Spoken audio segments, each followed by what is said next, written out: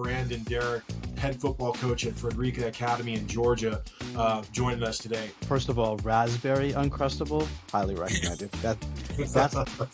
That's the right one. Scott and I are going to have a very heart-to-heart conversation because I'm going to convince him that the peanut butter and honey is number one. But we only have about 30, 35 kids. I played with 19 before, and so when you're trying to figure out the dynamic of keeping kids healthy and getting through a season with small numbers, I'm open to any suggestions. Can't believe you don't want them at 11 o'clock at night giving you the gadget play that they built on Madden. Dive into the dynamic world of high school sports. Whether you're a seasoned athletic director, a newcomer to the field, or simply curious to learn more about this exciting profession, this podcast is your go-to resource for inspiration, education, and a deeper understanding of the game-changing decisions that shape the world of high school athletics. Welcome back to AD 360. I'm Greg Vandermade, joined as always by Scott Rosenberg. Scott, we got a great topic today and a guest as well. How are you doing today, my friend? Good. I'm excited to hear from Brandon, and we're getting anywhere from 0 to 36 inches of snow here this weekend, and so just trying to figure out that, but that'll be fun too. So we're excited. You? So it sounds like you got some shoveling in your future. Does that sound an accurate statement on that one? Yeah, I'm a believer in shoveling. I think it's good for you. It builds character. Well, Scott, you definitely alluded to it, but we're extremely excited today. And being that we're an AD focused podcast, most of our guests traditionally have been athletic directors, but we thought it would be a really cool perspective to speak with a coach on a variety of topics. And with that said, we're extremely thrilled to have Brandon Derrick, head football coach at Frederica Academy in Georgia, joining us today. Brandon's going to shed some light on the importance of the athletic director and coach relationships, and also different trends that you might have been seeing throughout the coaching space, how the job's evolved over the years, and, the role of analytics in coaching, So with that said, Brandon, how are you doing today? And thank you for joining us. I'm glad to be here. I'm glad I'm not shoveling snow. I'm down here on the beach where it's like 66, 68 degrees. So you all are expecting all this snow, and we're just going to get a little rain, but glad to be here. And yeah, there's a lot of importance with what you guys have done for us, especially with a small school like we are. Time is valuable all the time. So it's been very beneficial for us. Really appreciate you taking the time today. And if you feel up to it, we'd certainly love to ask you some questions and pick your brain, and I'll kind of start things off. Let's focus first on the foundation. From your perspective as a coach, what exactly does a great working relationship with your athletic director look like, and how important is that relationship as it relates to your program? I think it's very important for us. Coach Nash is our AD, and he's been here, I think, 8-9 years now, and so he and I have a great relationship. We pretty much meet every morning, and it's not about anything. It's just checking in on each other, see how everybody's doing, and what we need, if we need something. And he's always asking if he doesn't see me during the day, he's going to pop in the next morning, and he's checking in to see what's going on. I think for us, the great working relationship is just having an open dialogue all the time, and necessities, and understanding, what your parameters are as a coach, and I've been doing it for 28 years. Like you said earlier, it has evolved tremendously, but having him there, he's a former college basketball coach. He was in the NBA, overseas in the NBA. So, he's seen a lot of things. He's got some experience. And then when he first came here, his experiences, he hadn't really dealt with the high school very much. So he relied on me. I don't know if that was a good thing or a bad thing at times to try to give him my experience, but we've had a great relationship, and he and I, he's going to always ask your opinion, and he values the coach's opinion in the hallways. And, that's very big. That's always great when you have the commonality of an athletic director that's had some coaching experience too, because they certainly have at least walked some miles in your shoes and can relate to it. But that's phenomenal insight. Scott, you got thoughts on that? I mean, I the first thing that Brandon said was like kind of check in. They meet every day. It's a check in. We talk about it all the time, right? Like just having that sort of time, even if you're just around each other, it may not be for anything specific, but stuff just comes up, right? Like the water cooler. You're around each other. It's like, oh, by the way, Yep. as opposed to we really have to talk about this right now. And so I just think from athletic directors and coaches listening, just be around each other, just touch base, say hi is really, really important. I mean, I can tell you as an AD, like I was doing welfare checks on coaches if I didn't see them, like my head football coach almost daily, right? Like, how come we're not seeing each other? What's going on? Are you okay? Kind of thing. Interestingly, though, I wondered, Brandon, like, do you guys put up any sort of guardrails on your time? Meaning, like, hey, unless it's something really important, do me a favor. Like, I want to have my own time after 7 o'clock at night. Is there anything sort of defined between the two of you, or is it just understood? I think it's more understood. Emergency wise, if something comes up, we have that open line. But most of the time, we're not really communicating much, like you said, after 7 o'clock. We kind of value going home, and having that home time. And as you get older, in the coaching world, you really you time is the essence, and it's very important. It's valuable in every aspect.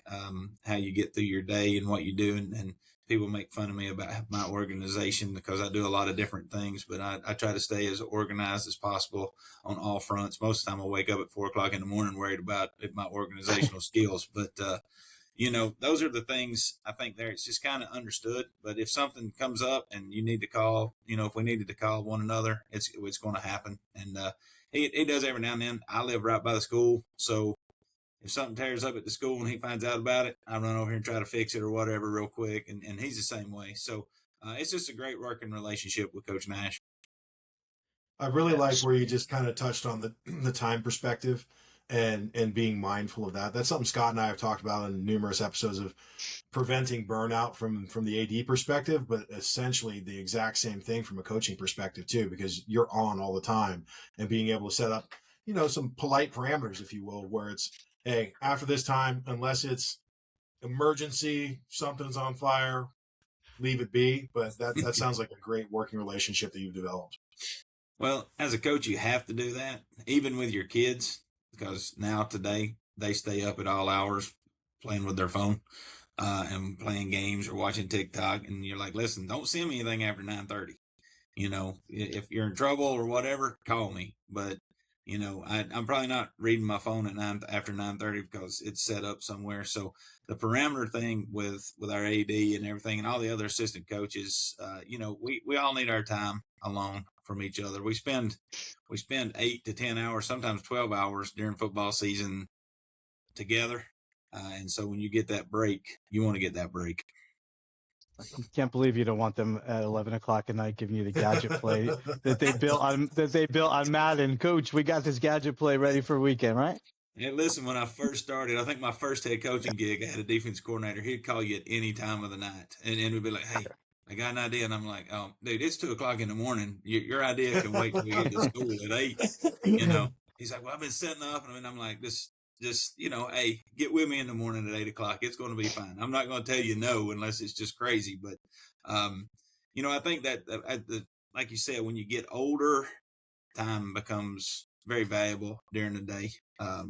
Younger, you don't think about it because you're just thinking that's the rigor of the sport. But, I think Kurt Signetti said it best. They spend an hour and a half at practice. And I think when you're doing that, you try to get everything in a practice as much as you can and do those things even every day at school is the same way. Yeah, I would agree. I think we talk often about like time from an athletic director's standpoint, but coaches too. Like that is literally the most important commodity that people have. There's money, there's other things, but like time, if you can value that and save that, you have a shot in this world, in this business for sure. In terms of, you mentioned like Coach Nash, I like him already, values your opinion. How important is it to you as a coach to have assistant coaches that are also willing to give you their opinion and not necessarily be yes men? To me, I don't want a yes man. I want somebody that's going to be like, Coach, we need to be doing this. We need to be doing that. My guys know that they have that platform. And if they come in and they say, Coach, I've seen this. We need to add this into the weight room. We need to add this into practice. We need to put this in our regiment. The biggest thing that I've learned in coaching is you better evolve with change or you're going to get Yes. left behind.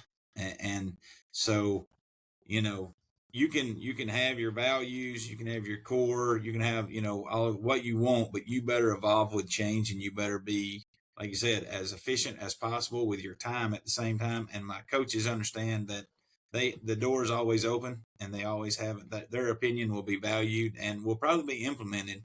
Um, you know, um, and they come in and sometimes it's it's plays or it's fronts, formation, stuff like that. But it's weight room, like I said. It could be conditioning. I even have the kids come in and say, Coach, what if we run more long distance on Mondays to get our stamina, and then we do sprints and stuff.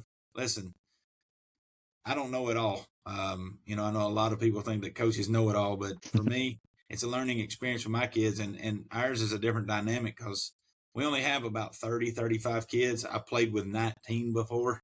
And so, yeah.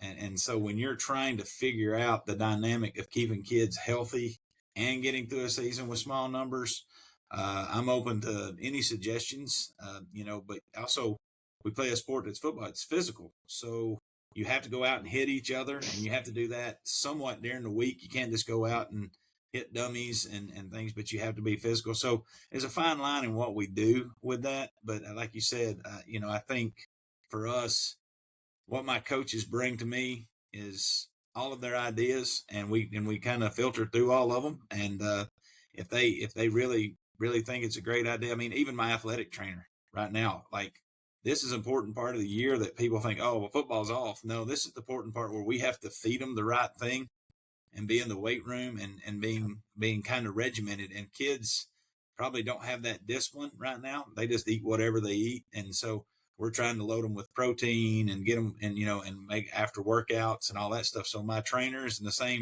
he's the same thing. My athletic trainer, he provides me insight daily on what we should do. And so like I said, everyone's valued in my group.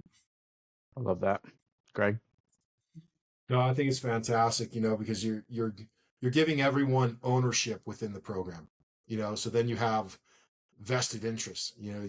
You're taking it to heart, you're listening to, concerns. And what I really heard from that was you're a student still. You're still learning even 28 plus years on the job. And the other piece that I thought was a big takeaway was evolve, because I think that pertains to anyone in athletics, regardless of your position, because as new, whether it's technology, philosophies, whatever it may be, there's always going to be an evolution of the game at sport or the position. So those are two pretty big takeaways for me on that front. Yeah, I think the evolution part falls with the relationship part. Not just relationship with your coaches, but the relationship with your kids, because you don't ever know exactly what one kid's going through something and another kid could be going through something totally different. So you can't treat them all the same across the board. And I know a lot of people will say, well, we're doing this and this is how it's going to be done. And da, da, da. That's really good if you've got a bunch of kids that are all falling in that same thing. But we don't have that. So the relationship part in coaching is huge. You have to create them. You have to work at them. One of the things I spend time in the hallway talking to kids. I'm sitting at lunch with them, down there and watching them and monitoring them and talking to them, checking on their day. You try to get a feel for them because they're not all in the same situation at home. And like I said, the evolution part goes with the relationship part, and it kind of got to get your feel, and we always talk about the standard at our place. Excellence is the standard. It doesn't matter what you're doing. We want you to do it at the best of your ability.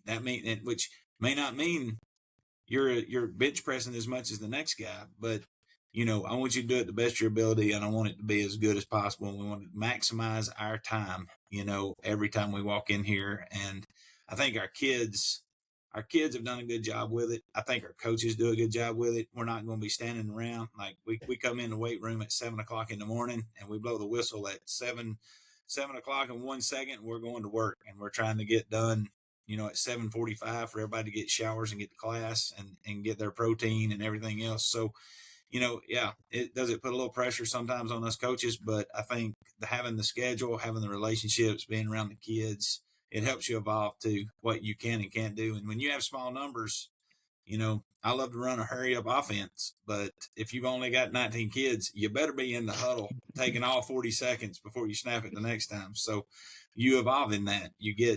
And I've been around coaches that say, we're going to run this, we're going to run that. Not me. I'm a flexible dude. There's times that we'll go to a 4-man front on defense.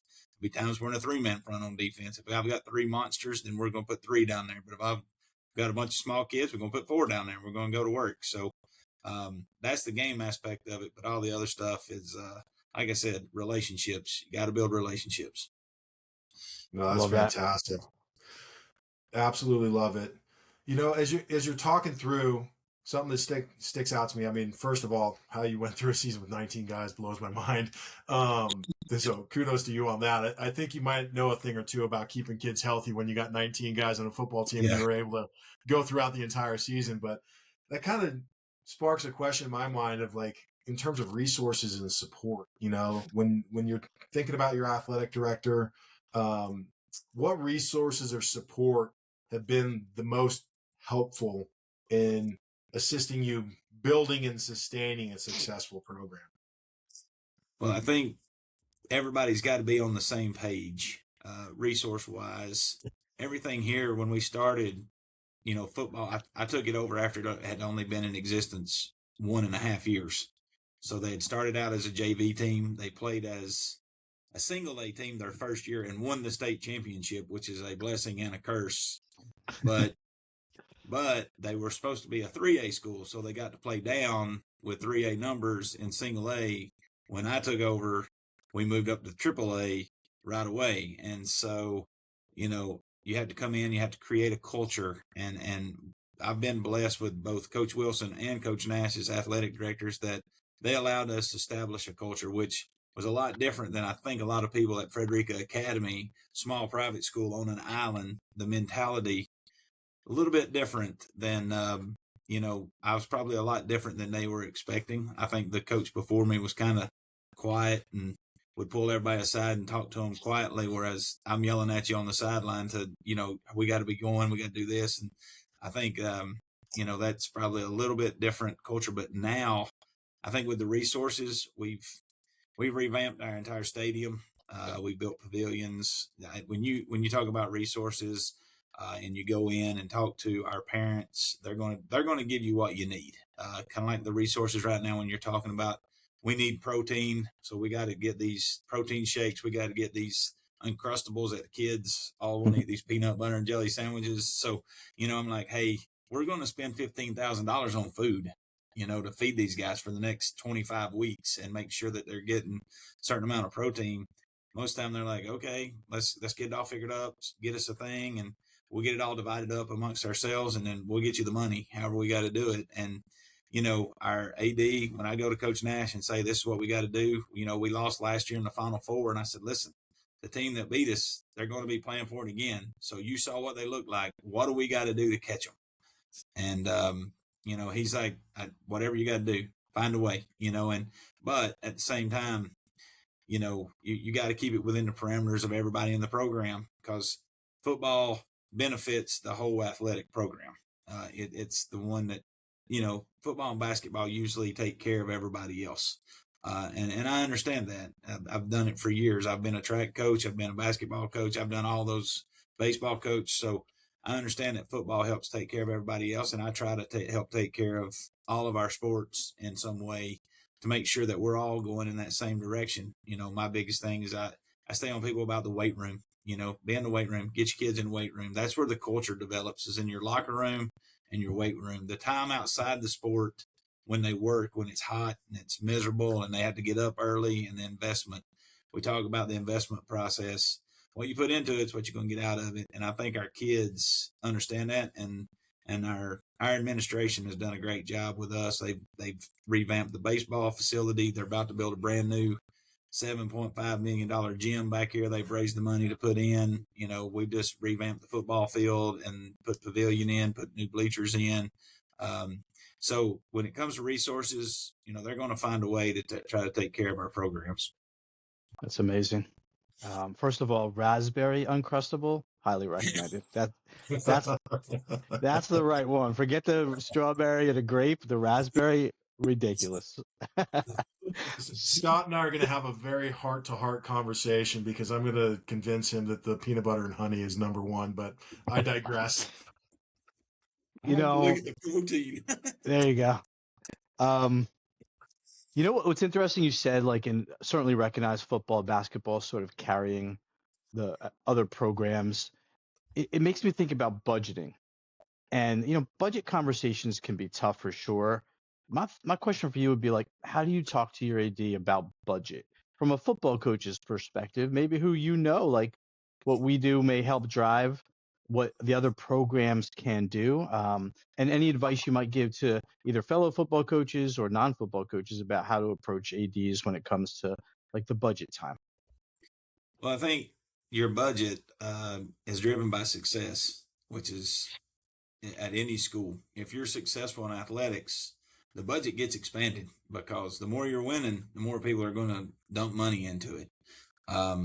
If you have a down year or two, people, get away from it, or they feel like maybe they should invest in something else. But if you're successful, and we've been, knock on wood, we have sustained success here. I've been here 13 years and we've won 6 region championships. We've played for the state championship twice. We've won it once. In 14 years of football, they've won 2 state championships in a very young time period. So success, and of course, where we're at in South Georgia, football's king. I mean, when you're in the South SEC, it's just everybody. It's football's king. They want to be that way. But I think as a football coach going in to talk with Coach Nash about the budget, I just say, hey, what do we got? What's your budget for us? And he's very open about it. He's like, hey, we got this much right here, and so if that's the budget, the parameters probably here at Frederica are a little bit different than they are at public schools. Whereas here you got people that will come in and be like, I think Coach Derrick, I'm just going to give him $5,000. Just earmark $5,000, send it to me, or I earmarked you $25,000. Then I know you're probably all going to be like, whoa, yeah, but I've been earmarked like $25,000 2 or 3 times in the past 2 years. So, instead of putting things on our athletic budget, if they earmark the money for our football program, I use our money to take care of our program. But I also help take care of other programs, like track right now needs hurdles and things. So if I've got my money and my restricted money, I go down and buy the hurdles, or I go buy stuff we tried to get club. We got softball started. I help buy their uniforms with my restricted money because, you don't want to put the budget or put our athletic department in a bind over budgets. When you've got money, there's no need for me to set over there on $50,000 when I can help another program get. And what it's going to do is going to help me. I'm not a stupid guy.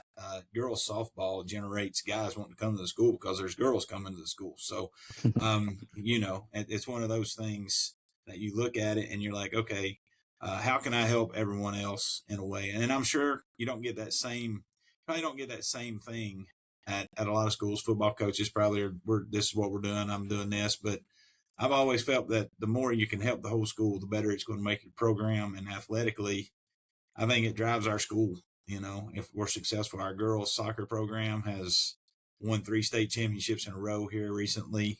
Our girls basketball team's the #1 team in the state right now in their classification here. So, we made it to the Final Four. Our boys baseball team won the state championship last year. I think that really boosts the morale, not only the kids, but everyone else around it, of our community. We live on an island. We got it's 4 miles wide and 11 miles long, so we got 44 square miles, and we get to ride around with all of our FA stickers and be proud of what we've done. And you got 2 big schools in our county that have like 2,000 kids in each school, and here we are with a total of 500 kids total from K through 12, and we're over here, winning state championships and competing at a high level. And I think as a football program, you help everyone else. And I've been at the public schools. I mean, I remember my first head coaching job, the AD told me, said, "You got $13,000. I was like, I don't know if you've went down and looked at the shoulder pads and helmets that I'm inheriting. But he was like, yeah, I have. It's bad. And I inherited a program that, had won 8 games or 22 games in 8 years. And so we went about it, and we got some success. I went and talked to people and raised money, and we had a great booster club at that time. And about the third year I went in, I said, "What's my budget?" And he goes, "You can spend whatever you want. You've made that much money in the last 2 years." And I said, "So we don't have like a budget." He said, "You can't spend what you've made in the last 2 or 3 years." So I was like, okay, but I think at the same time, you have to be fiscally responsible with all of it, and I think people appreciate that for what we do here or how we go about our business. It's great perspective. Number one, winning breeds winning. I really believe that. So as one program wins and you get the championship rings, everybody else looks at you and is like, I want one of those too.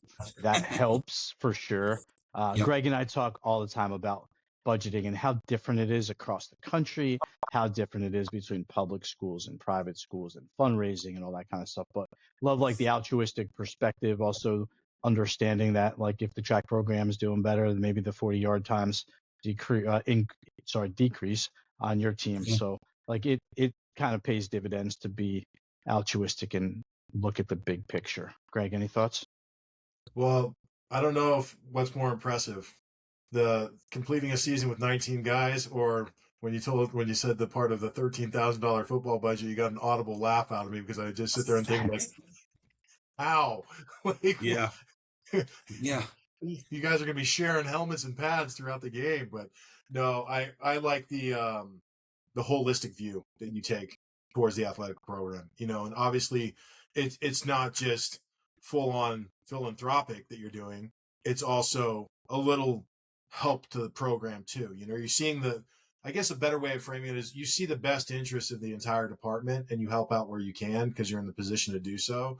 And I also like Scott's point where it's winning breeds winning, right? I worked with a coach when I was an AD, and that was one of the things that he said because I had asked him many times, like, "Hey, this kid's really good. Why aren't you pulling him up to varsity?" He's like, "Want him to dominate in freshman level.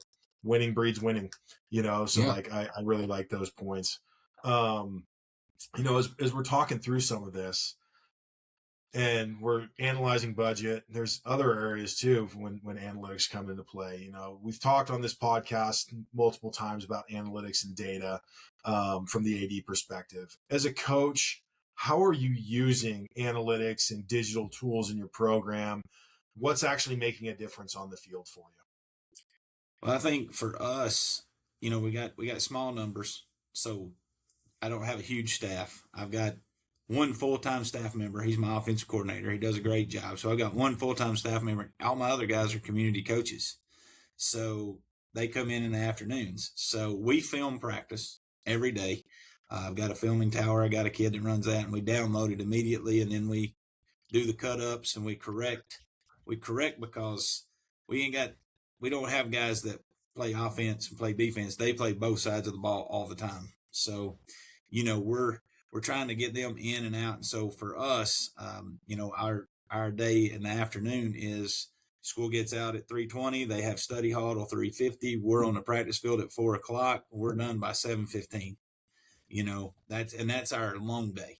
Everything else is usually by 6:30. We're out. But so when we come back in, everybody kind of laughs because I've got like 3 I got 3 monitors up in here, and everybody's downloading the film, and then I got Coach Irrigan and Coach Gibson are on laptops, and they're chopping up the film, filling it out, sending it in, and getting the comments to the kids because the kids are going to be at home in another hour. And so what they do then they send out texts, say, "Hey, look at the film, boom, get it corrected so we get back here tomorrow." So as an analytics part there, I think for us, again, efficiency, time with that. Like you guys have been great. One of the biggest perks that I think that we've had is the storage. With Max Prep's advantage over Huddle is you have to buy storage for Huddle, so you're limited. Here, we're able to store everything. We're able to look through 5 years worth of films against teams. and then you do all your charts, your printouts, and be like, okay, what are the tendencies? Coach Jurgen, my offense coordinator, he's worried to death about his own tendencies most of the time. Am I running the ball too much on first down? Am I doing this? Am I doing that? And what do we do when we got the ball on the right hash to the left hash? So we go through all of that stuff with analytics and game day stuff. So for us, practice, being efficient, using the analytics for game to game, and just taking, I could go back and download all the films from us in Pinewood, and I would have 13 years worth of data to look at. But we usually go back and look at 3 years. And I know that sounds crazy. Probably both are like, what? We'll look at 3 years worth of film on somebody. If that coach has been there for 3 years, we're going to take every film that we've got. We're going to take that data and see. We're going to pinpoint tendencies. My offense coordinator does the same thing. My defense coordinator. I think defensive guys love it a whole lot more than the offensive guys because they like to reinvent the wheel. The offense does. The defensive guys like, what's this guy doing every time on 2nd down and 4? So that's the analytic part. I think what saves me the most time is the stats getting done. I'm not having to go through and watch film and see who's made all the tackles or what yards or all that stuff. So saves me a ton of time. Whereas I can go through and we can break down film and send it to kids and be much more efficiency. So I often say this: time is money. So and with what we've been able to do with the software that we've been given, is we've saved a lot of time. And I think everyone else is doing the same thing. I think Coach Gabe with the girls soccer and boys soccer and all of them do the same thing. They watch their films. They've got everything downloaded. They've got their tendencies on everybody else. I know Coach Wilson does. And so we've used it as much as possible because we have a small staff. It's not like we've got 12 guys on the football staff.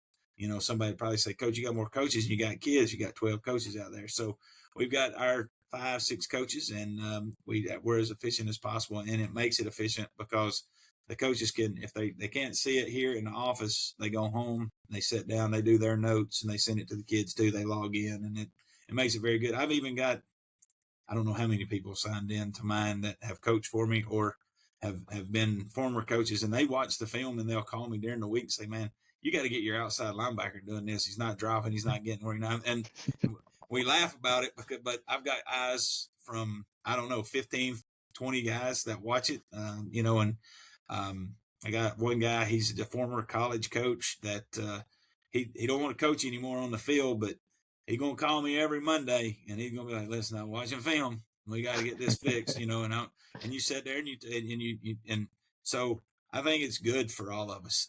The system that we've been able to do has just been very efficient for us. I love that. I mean, it's amazing how much like the technology has trickled down to the high school level from what used to be limited to like pro teams to Power 4, right? All the way down now to a small private school in Georgia or here in New Jersey. You mentioned Max Prep's Advantage.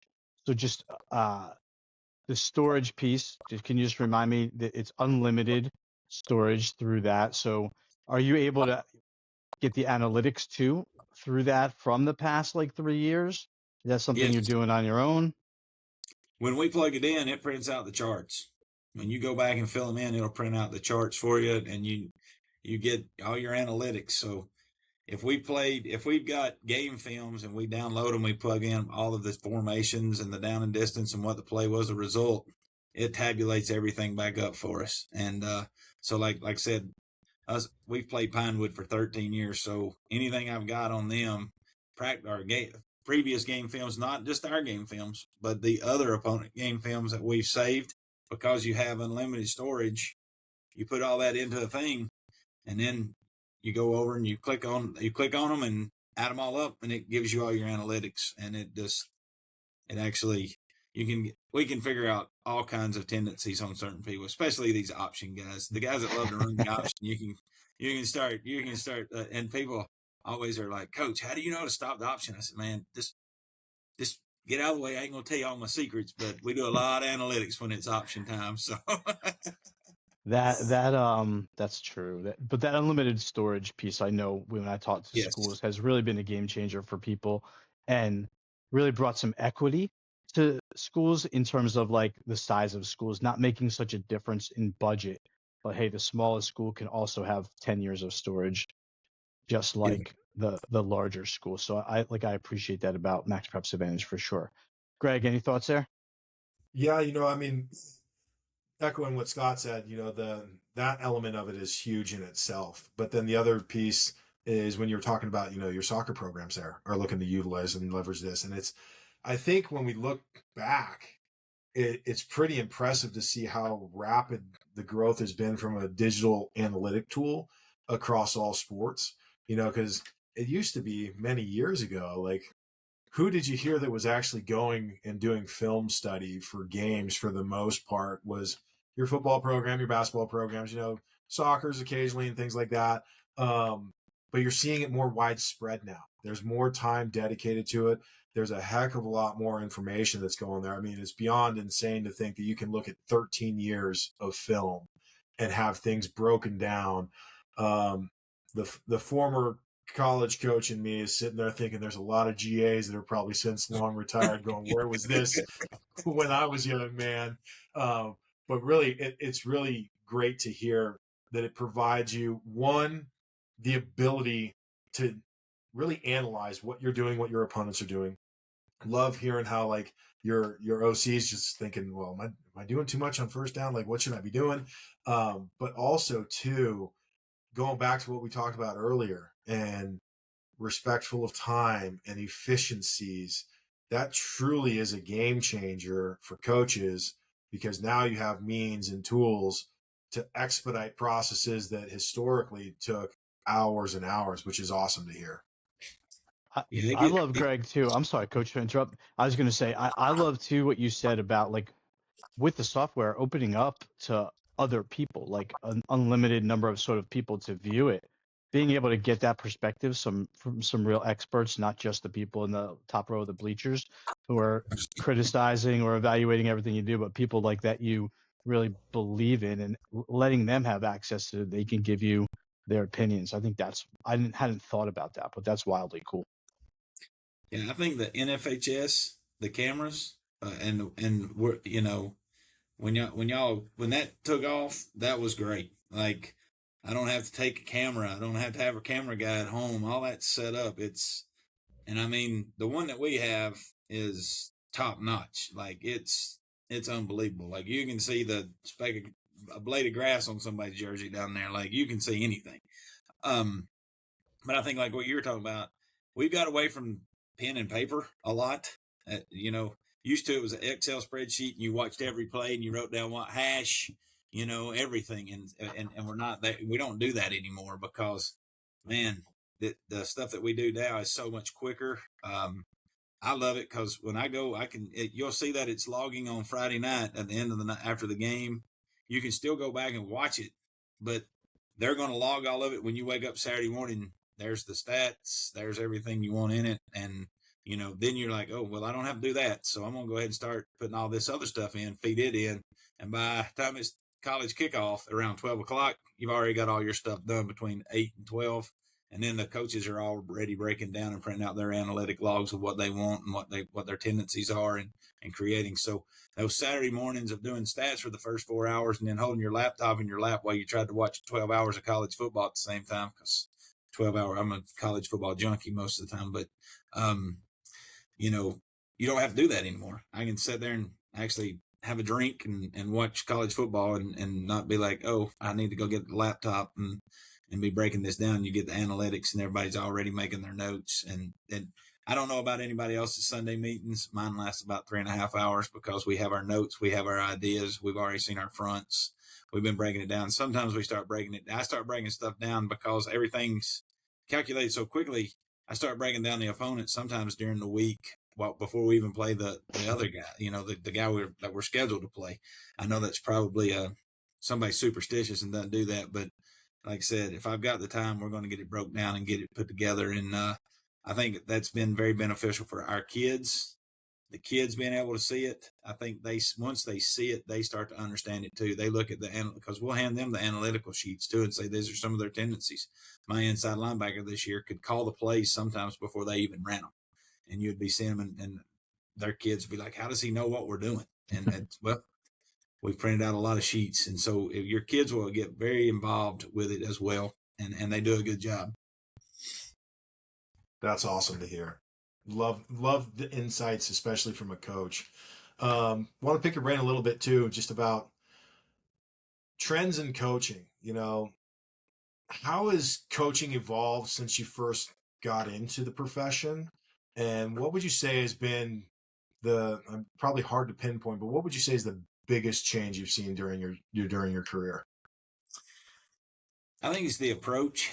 When I was playing high school football, you could grab somebody up with a face mask and, chew somebody out. And, um, I think it's the approach. Today, I think kids love the instant gratification of this Instagram and all of these things, X or whatever that is. I don't even, that tells you how I pay attention to those things. I think it was Twitter. Now it's X. I don't even know. But Instagram, I think kids love that instant gratification. They see that aspect of it. But, I think the thing that you have to do, and I tell my kids this all the time, is you have to work. There's no substitute for work. And I tell them all the time, success only comes before the word work in the dictionary. I said, because if you're not working hard, we're not going to be able to compete.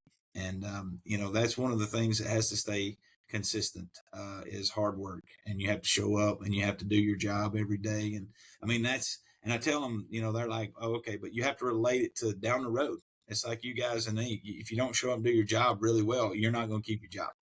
And I think coaching wise, sometimes that gets lost, and I think for us coaches, it's a challenge every day because the kids got a lot of different things pulling from them. And where I'm at, we live down here on an island where, golf is king down here. We probably got 9 golf courses and got all these things. And there's a ton of things to do besides go run wind sprints at 7:00 in the morning in June, So the challenge is to convince the parents why they need to play football. Because the parents have all heard in the last 10, 15 years that it's not healthy. It's not good for kids, but it is. It teaches kids discipline, and it gives them the closest thing they can get to what real life's going to be like, because you're going to get challenged daily, and it's going to be a challenge, and you're going to have to rely on other people around you to be successful at times. And that's the team part of it. That's the aspect. And you're not always going to win, and you got to learn from the lessons when you lose and apply them down the road. And I think sometimes that gets lost. And so in that, I think society looks at coaches as, are you winning or are you losing? And I don't think in coaching, sometimes it needs to be measured differently. And I tell my kids and I tell my parents, my job is not to go win a state championship. My job is to make you a better young man down the road, that you become a community leader. You're a great father to your kids, and you're a great husband. That's my job. That's what I'm trying to teach you to do with the lessons that we learn out here in football. If we win a state championship in the process, great. But at the same time, you're going to learn how you fit into society, your role. Some of you are going to be great leaders. Some of you are going to be great workers, and I think for that's where the kids get that understanding when they come through our program, that's where we're different than a lot of other people. I don't look at kids for their name and the number and how many we want or what can I get out of them to win. Mine is how can I help that kid get better? Not just at football, but in every facet of life. Down here, we have a very rigorous academic program. So you've got to be on top of your studies here at our school. And that's one of the reasons I'm in the hallway and at lunch. I get to check their grades. I get their grades every Friday. I know exactly who's doing what and what they're not doing. And they're going to know about it on Monday morning when they come into the weight room right away. And, so but I think for me, and I think for coaches, sometimes, I think people put way too much on the wins and losses. And my school here has not done that. I mean, I've only had one losing season, but other than that, I think we value what we're trying to get that kid and it's funny. I have to say, I'm trying to get that male or female, because my kicker last year my kicker's been a female for the last 4 years, and she's probably one of the best kickers I've ever had. but she's going to go on and she plays like for the U.S. national team somewhere in soccer and all this other stuff. So she's an outstanding person, but at the same time, you've got to teach all the lessons. And I think she's benefited from it, understanding what's come from it. And I've thoroughly enjoyed it, being around the kids and trying to coach kids, not just coach them, but teach them life lessons and give them some experiences, and they ain't always been good ones. It's like I tell my seniors all the time. I tell my seniors all the time the same thing. If you drive this bus, it's going to be a lot better ride than if I drive this bus. So, seniors, you got to lead. And that's one of the things that our culture has adopted, that our seniors are leaders, and it starts from the top down. And so if you don't like how it's going to go and you've got your hand on the wheel, then you better get it fixed. Or if I have to put my hands on the wheel, you ain't going to like the ride. So, and they've done a good job, and that's just been my take to it. And I would like to say I've been pretty successful, but I've enjoyed the process. Let's put it that way. That's fantastic. I really love the viewpoint on it. Scott and I talk many times on this podcast that when we're talking about like evaluations of coaches, like wins and losses were the last thing that we looked at as athletic directors. We were looking for like, what was the development of the student, that young person. How did you help them get prepared for life? I think that it's pretty awesome to see your perspective on it, because it's refreshing to hear that that's still how long tenured coaches view it. You're teaching people how to deal with adversity, because that's what life is going to be filled with. And you remind me a lot of my college O-line coach, just in your approach and the way that you're teaching people. And he used to always tell us, it's never as good or as bad as you thought it was on Saturday night. That's exactly the truth. And it kind of prepares you a little bit for life, but really appreciate the insights on that one. Scott, what are your thoughts? Yeah, I mean, I just love the holistic approach, right? It's every little bit combined together holistically is what makes a difference. I even thought a little bit about, Coach, that instant gratification piece that you mentioned, right? And it's like 100% attention spans are less. I love the highlights that we can produce from our system, because that's what the kids want to see, right? They want to see like the quick highlight and the quick short form video and stuff like that. Like that's what they gravitate to. And I don't know, Snapchat and TikTok, and Snapchat disappears in 15 seconds or something. And it just has to be quick hitting. And there's value in everything that I hear you doing. So I absolutely love it. All right, as we wrap up, would you be able to give us maybe one piece of advice that you as a coach would give to athletic directors, how they could best support their staffs? I think they listen to them. I think that's a big thing. Value their opinion in what you're going into, because every sport has their own trials and tribulations. And we got our own challenges. It's going to be different every year for every sport, with the number of kids you've got playing to the number of good players you've got compared to another sport. I think with that, for an AD, is how can you support your group, and one of the biggest things I think that Coach Nash does really well is he is the time factor that we talked about at the beginning. How do we save your time and value your time, because we are a small staff? So as an AD, listen to the opinions and value their time, and help them as much as possible to get everything in. And I think with you all, with this platform, with what we've got with Max Preps Advantage right now, it's a time saver for all of us, because not only do I get to use it, but my basketball coach is using it, or the soccer guys are using it. Baseball's got the ability to use all of it; they can plug it all in, and I think that that's huge for all of us across the board, because you can break it all down, you can scout everybody, you can do all those things, and like I said, time is money, and we've got it on our wall out here right now. Time. How do you spell love? TIME. How much time do you want to spend with somebody, and how much time do you do? And it's on our wall right out here, the wall of fame when you walk in right here. So that's one of those things. Absolutely love it.